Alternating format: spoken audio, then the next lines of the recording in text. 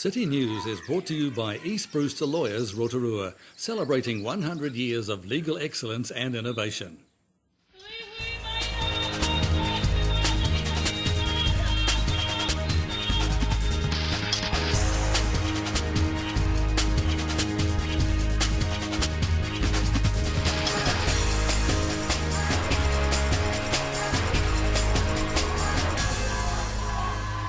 Good evening, Rotorua. Tonight on City News, Rotorua MP Todd McClay says he's upbeat and positive about the coming year. The comedy cabaret is proving popular with locals and visitors, and planning is underway to build on this year's National Sevens rugby tournament's success for next year's event. MP and Government Minister Todd McClay says he's looking forward to an exciting year with many challenges ahead.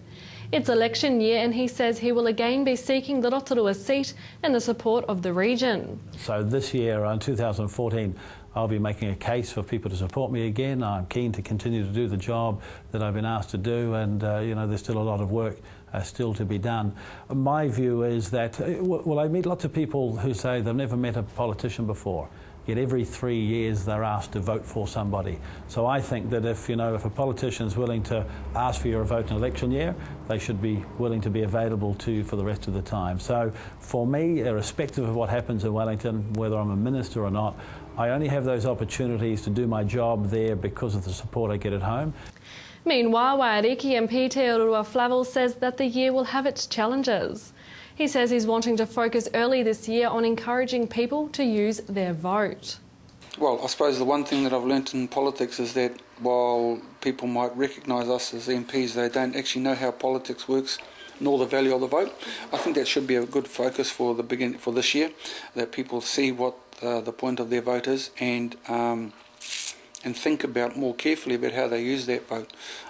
This isn't the time to place an advertisement for where we want to be, but more just to challenge the general community to have a real good think about how Parliament works, and if need be to set up workshops that allow our speakers to come along and tell them, such that they make sure to firstly get registered to vote, secondly that they take the opportunity to vote. Because every vote counts. Every vote counts, and recognise the value of the vote. Razzle and Dazzle is entertaining audiences at the comedy cabaret currently showing at the Blue Baths. Baths manager Joe Ramone says audiences are having a ball at the show. The show's absolutely fantastic. We've had rave reviews from lots of people that have come through and been very excited about what they've seen. It's something in that show for everyone. I think just the content of it, the calibre of the people that are in the show, they've got tremendous voices. So if you're into your singing, that alone is enough to provide a really great night. But the comedy, it's the old-fashioned sort of slapstick comedy. And so lots and lots of laughs, and the costumes are amazing. The season runs until the 15th of February. In sport tonight, the National Sevens rugby tournament held earlier this month was a huge success, with organisers happy at the numbers. Oh, Sevens was fantastic. We had a crowd of over 5,000 that were watching the games over the two fields. So great feedback so far, and always looking at ways to improve it for next year. Meanwhile, National Sevens coach Gordon Tetchin says he was keeping an eye out for new talent. Yeah, the Olympics in 2016, so I'm looking for some really young players to groom, and there's some great opportunities for some of these younger players as well. I mean, it's a great game, Sevens. It's about players expressing themselves on a rugby field, and you've got to have the work ethic. You've got to make a lot of and you've got to make a lot of sacrifices to be the best you can be. And I can't think of anything more exciting than trying to make it and setting a goal to go to the 2016 Olympics. To your weather update now. Tonight, periods of rain develop, easterlies freshen and an overnight low of 5. For tomorrow, Tuesday, rain with heavy falls clearing in the evening, easterlies easing, a high of 22 and a low of 14. And the outlook for Wednesday, long fine spells with westerlies, a high of 22 and a low of 12. And the marine forecast for Tuesday, becoming northeast 20 knots in the morning and then easing to 15 knots in the afternoon and then changing westerly to 25 knots in the evening. With waves around ½ a metre rising to 1 metre in the evening, there'll be poor visibility in rain with heavy falls clearing in the evening. Coming up after the break, We talk water safety with Corey Sweeney. Kitty Danielle catches up with David Elliott to find out about volunteer work. And we preview this year's Relay for Life Cancer fundraiser.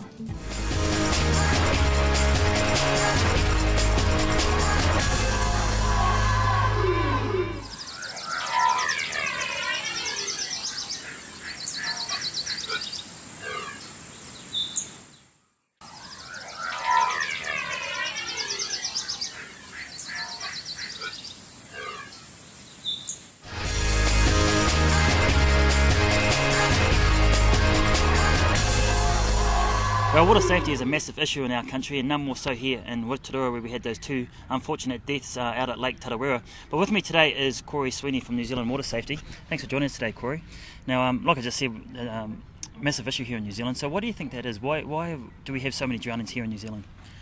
It's an interesting question, I guess. We're an island and surrounded by water, so I guess unlike some other countries, we recreate in water more often than not, probably. So we are more at risk of drowning, given that the nature of our country and the landscape that we have. So that's one point. The other one is, I guess, we've got poor swimmability in New Zealand. We've sort of got around 30% currently of 12-year-olds that can swim 200 metres, which is the benchmark for what we've sort of seen as being able to get yourself out of trouble if you get yourself into a sticky situation of water. So we've got swimmability, we've got surrounding by water, and I think it's around making sure that we're educating our people around how to use that water safely, and that's really our overall goal at the moment. I guess that's probably the big thing, like you said, education. So what sort of things does New Zealand Water Safety do to help bring people into a place where they're able to feel safe in the water? Yeah, so Water Safety New Zealand's role really is around reducing the drowning toll in New Zealand, and we work with a number of partners to be able to enable delivery of various forms of education, one of which is swimmability, so swim and survive. We work with facilities and regional sports trusts to deliver swim and survive programs to schools, and that's giving kids the opportunity to have 10 progressive lessons, and it's focusing on swim and survive, so not necessarily the actual technical side of swimming, but ways of keeping them safe in the water. 10 lessons is very short, so we try to maintain those by giving 3 of those sets of 10 each year over a 3-year period. So in Rotorua we're working with a number of schools, so we've got around 12 schools involved in that program at the moment. We also, is there an age group there, Corey? We try to target between year 1 and year 6, and obviously that all depends on funding, so how far funding stretches. So the Regional Sports Trust will work with us around outcomes and number of students that we can try and reach each year, and that's all around based on funding. And that's obviously based down here at the Aquatic Centre? Yeah, so the Rotorua Aquatic Centre is a facility that we're using here, and they do a fantastic job. They've got a great program, and we're getting a number of kids through each year. Now, apart from education and getting the skill level of young kids up, what other things contribute to the water safety issue here? Yeah, so we've got a big boating culture, I guess, in New Zealand, and it's consistent right across the different regions in New Zealand. So we have a number of programs that we work with around boat education. There's also some really key messages, and we've got a Blokes and Boats campaign which has just been launched over the last few weeks through summer, and that really targets male boaties, and there's some really key messages that comes out of that. One of which is life jackets. It's extremely important that kids are wearing life jackets, and you do have life jackets on board for everybody that is on your vessel. One of the key things around that also is making sure that they fit, so having life jackets that do fit each of those people. Communication's a big one, making sure that you have 2 forms of communication on board with you at any time, so if you do get into a situation where you need it to ask for assistance, that you've got that form of communication there. And again, alcohol. Just like on the road, I guess, alcohol and boating doesn't mix. Your decision-making process is really important while you're on the boat, and we are basically saying go out and enjoy yourself, but make sure that you're making good decisions. Yeah, of course. And if there is any doubt, then sort of stay out, make sure you understand exactly what you're doing, have the right equipment, and make good decisions. Now, does Water Safety New Zealand, do they advocate the potential law changes to make sure that anybody that goes out on any equipment or any boat at all out in the water, they have to wear life jackets? Are you advocating for that? Yeah, we're supportive of life jacket laws, and we are supporting a couple of processes at the moment around the wearing of life jackets. You got any safety tips for the summer? Sure. I think one of the big ones over summer is it's around making lasting positive memories with friends and family over summer. It's a great time to be out recreating in water, and but it's important to be safe. So for one of the big ones for us is around supervision. So when you're with your kids at the beach or by the pool, it's making sure that you're within sight, within reach. It's so easy for these kids to run off. They get excited around water, they love the water, but it's important that you are within reach, so if anything does happen you can react. So supervision is a really big one. And it doesn't take much water, does it, really, for a child to drown? No, absolutely not. And they do call it, the silent killer. So there's things that you just don't even know, you don't even hear if a kid gets themselves into trouble. So, that's a really, really vital one for us. And over summer period, we are using the water a lot more. And it does really come down to making good common sense decisions. Cool. Making sure that your kids are safe and that you are safe, so that you do get to come home to your family at the end of the day. True. Now, just recently we had new law changes with fences around paddling pools. Is that a bit over the top, or do you think that's on the button? I think some of the things that we're trying to put in place around the pools is great. It's around making sure that if you've got a pool in your backyard, that it's either fenced so that kids can't get access to it, or it's empty. Yeah. It's not really until you see drowning statistics where you actually realise how dangerous those pools can be left filled. And so I think what we're trying to advocate is basically, if you do have a pool, it has to be fenced, and we need to have some way of monitoring that. And if you do have a paddling pool, it's empty. Cool. At Well, the end of usage. It's been great talking to you, Corey, and I know people at home are always concerned about kids and swimming around, especially the lake here and out at the Blue Lake, so your message has been well received. Thank you very much. You're welcome.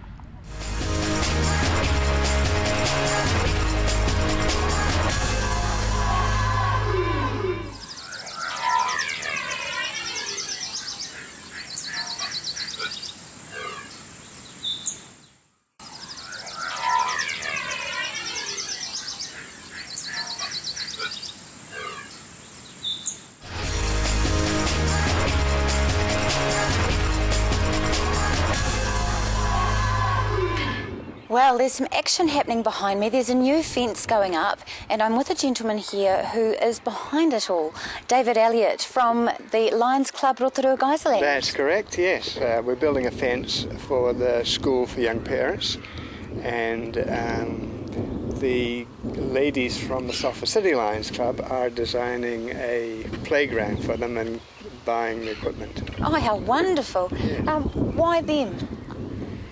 Well, they're a needy group, and we're a service club for the community, so it's just our community service, really. And it's quite a big project, so how long has it been planned? Well, we've started, it was the funding that was holding us up for a while, because the school had to organise the funding. This is our second working bee, and we'll probably have to do another couple before it's finished. And tell me about what you're actually doing. We're actually building the picket fence, and there's the professional group doing the back fence. So we're actually doing the picket fence, and we've got to do a gate at this end. Okay, so you're all builders. Well, no, we're not actually. We're all amateurs. But we sort of turn our hands to everything. Good stuff. So tell me what the response has been from the school. Oh, they're absolutely delighted, of course, because they get this virtually for free. But the materials are purchased by the education department, but all the labour, of course, is free. And tell me about some of the gentlemen that you've got working Well, we've here. got, of course, this is midweek, and so we have our retired and part-time lions that are working today.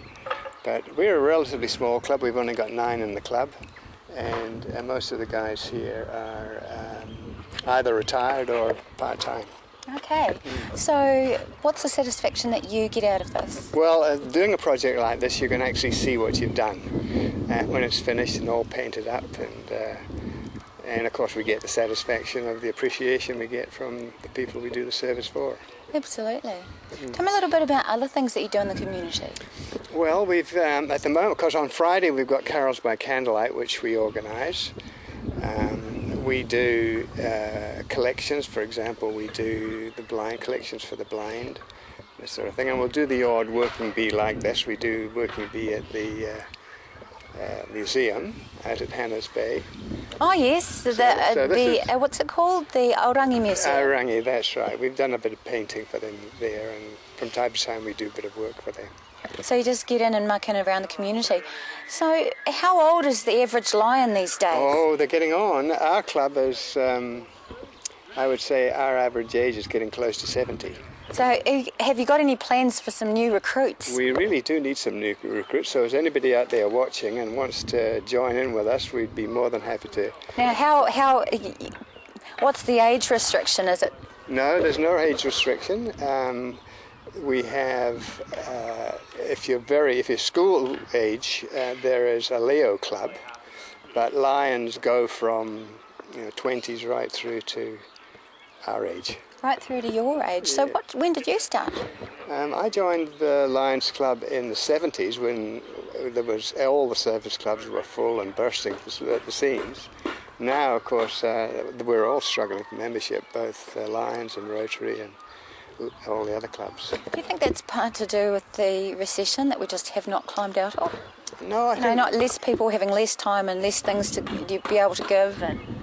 I'm not sure what the reason. I think one of the reasons is there's so much more for people to do these days. There's so many activities that they can get involved in, whereas during the 70s there weren't so many such outlets.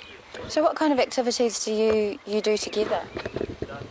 With the lions. With the lions. You get out, you paint things, you do collections. Do you have the good old get-together nights kind of thing? Oh, we do. Well, we had our Christmas outing on Sunday where we went on the boat from Aratiatia Dam out to the Hooker Falls, and we had lunch. That was our Christmas outing, and we had these social events with the wives, of course. Yes. Yeah. Oh, well, it sounds good. You might want to leave the wives behind, and you never know. Well, you never know, no. Look, they heard that. They're all trouble, especially that one in the green T-shirt. But that's what it's all about, isn't it? It's about having fun together, having a bit of a laugh, and having the company. That's correct, it is. It's the enjoyment you get out of achieving things together and have a bit of a laugh and a couple of beers afterwards. Oh, good stuff. Yeah. Well, any future projects you've got coming up? Anything you'd like people to get involved with? We've got... Carols for us has been an annual event, and we've done that every year for the last 20 odd years. And but we just do things as they turn up. There'll be another couple of working bees similar to this coming up next year. Where they are, I don't know, but they'll be there. They'll be there. Yes. Thank you very much for your time. Good to have a bit of a chat and a laugh. All right.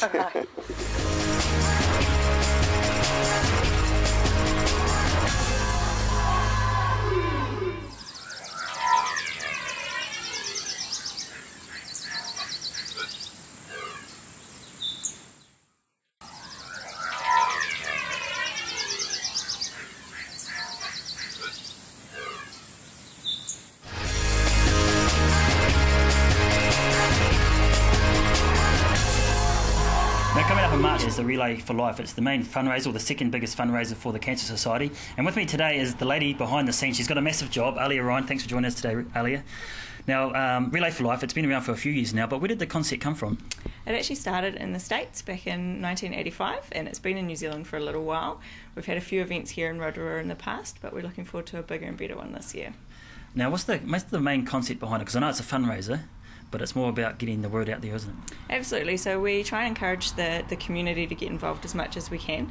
The whole event is about everybody coming together to celebrate, remember and fight back and support the work of the Cancer Society. So as you mentioned, it is the second largest fundraiser for us here, and everything's about trying to get those dollars in to help the organisation. Yeah. Now, it's like I said at the start of the story, it's 3 months away, but why are we coming to talk to you now? Because the more time you have, more lead-in time, the more chances you have of getting that fundraising behind you and your team and getting those dollars in the door. Yeah. So you mentioned team. Why do we need a team? Oh, it's a bit hard to do on your own. It is a long time. You definitely want that support of your friends and family behind you. So we encourage teams of 10 people to get together. We can have more than that in your team if you like. And we just keep everybody out on the track in turns over the 22-hour period. So people are going to be running for that length of time. How does it actually work? Well, they don't necessarily have to run. They are welcome to walk. It's just about getting people out there, and cancer doesn't sleep, therefore our teams don't sleep. You all take your turns at being out there. You don't have to all be out at one time, but we encourage to have a couple of people out at any time to keep each other going. So it's actually run like a normal relay where you just go around and tag people and the next one goes? Yeah, pretty much, and it's at the stadium here. So there are other things that will be going on throughout the time period as well to help keep things fun. We'll be having themed laps, different entertainment from different groups in there as well, a bit of Zumba, a bit of things to keep you motivated, especially through those tough times in the early hours of the morning. So when you say themed laps, what exactly does that mean? Oh, we might be encouraging you to be doing star jumps the whole way around.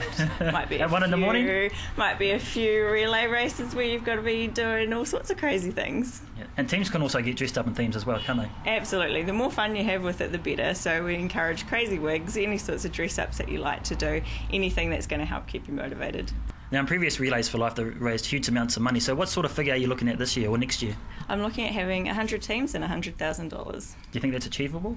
I think it certainly is. We've got a pretty generous community here in Rotorua. Everybody loves to support each other, and again, with those teams behind you, it doesn't take a lot to just get some activity happening and getting some money together. Yeah, so are you looking for corporate teams as well? Absolutely. Corporate teams, community groups, schools, anything, families, anyone that wants to get a few people together. Yeah. Now, if someone's wanting to register a team and they're at home now, is there a website they need to go to? www.relayforlife.org.nz. Yeah. And is there a cost to that? There is a $200 registration fee, and then we encourage you to do your fundraising on top of that. Now, in previous years, Alia, I've imagined some of the teams have probably dressed out pretty far out. So have you got any examples in the back of your mind you can think of that that stood out? Oh, we've had all sorts of different things, fairies, clowns, depending on some very out there team names. They dress up according to the team names as well. So yeah, there's definitely some crazy ones that have been on. Yeah. We've had some rock and roll teams in the past, which is quite fun. Now, obviously, like we said, it's still 3 months out, but have you had many teams register yet? Yeah, we've already had a few register and plenty of interest out there. Now, you mentioned you want to raise $100,000. What happens to that money, Alia? So the money raised from the event comes back to the Cancer Society. It does stay here in our local region to help the work of the Society. So that includes advocacy and support for the 1 in 3 New Zealanders affected by cancer. 1 in 3, that's horrific. It is. It's a very high statistic. It's a bit frightening to be thinking of that. So it just goes to show, though, how many people it is affecting and how relevant it is, and how much support is needed out there. Yeah. Now, is this Relay for Life that's happening here in Rotorua, is there the same relays all around the country, or are they separate as well? So they are happening all around the country. They all run as their own events, but very, very similar, same sort of concept throughout, encouraging the same things and to raise money for their regions. Now, we're just about out of time, Ali, but before we go, just tell our audience again, if they want to register a team, how much it costs and where they need to go to do that. So jump onto the website www.relayforlife.org.nz, and it's a $200 registration fee for your team of 10. Can they pop in here to the Cancer Society on Randolph Street? They certainly can, and the team in here will be happy to help them out with any questions. All right, cool. Ali, appreciate your time. Thank you. Thank you very much. A great cause to support. That's the Relay for Life, which will be held on Saturday the 15th of March, so there's plenty of time to get a team together. If you have any news or an event that TV Rotorua can support, you can call the station on 07 34 88 984 or email news@tvrotorua.co.nz. Thanks for joining us tonight. From all the team here at City News, ko Maria Rotorua.